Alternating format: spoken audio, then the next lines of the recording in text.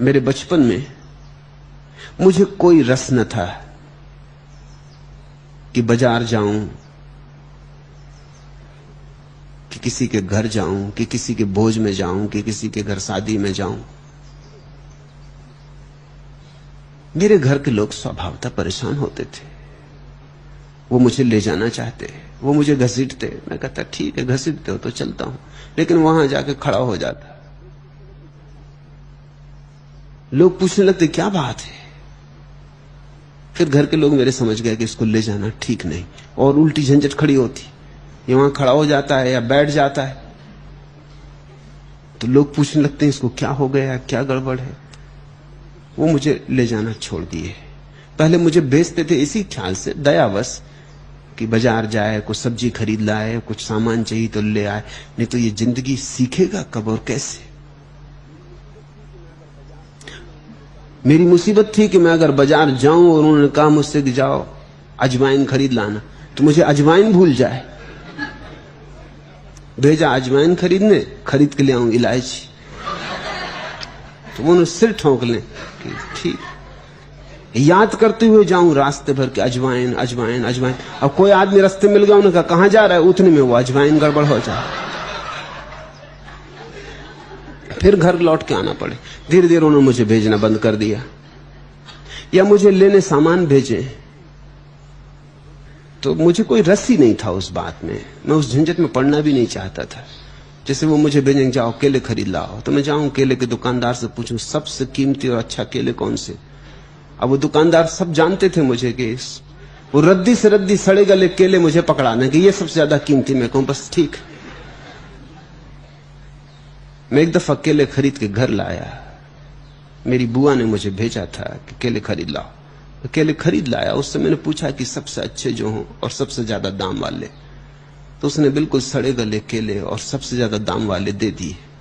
मैं घर लाया तो मेरी बुआ ने सिर पे हाथ मार लिया और कहा कि इनको जाके पड़ोस में एक भिखारन है, उसको दे आओ। ठीक है, मैं गया भिखारन को। भिखारन ने मुझसे बोली फेंक दो कूड़े में,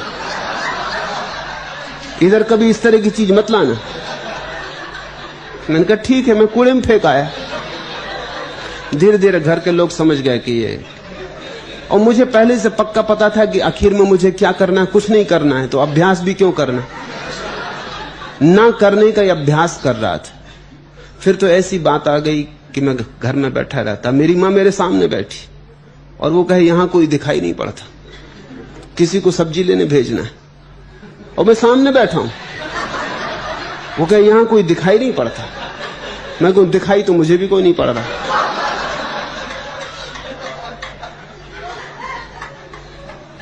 घर में कुत्ता घुस जाए, मैं बैठा हूं और मेरी मां कहे कि घर में कोई है ही नहीं, वो कुत्ता घुस गया, और मैं सामने बैठा हूं। धीरे धीरे लोग स्वीकार कर लिए।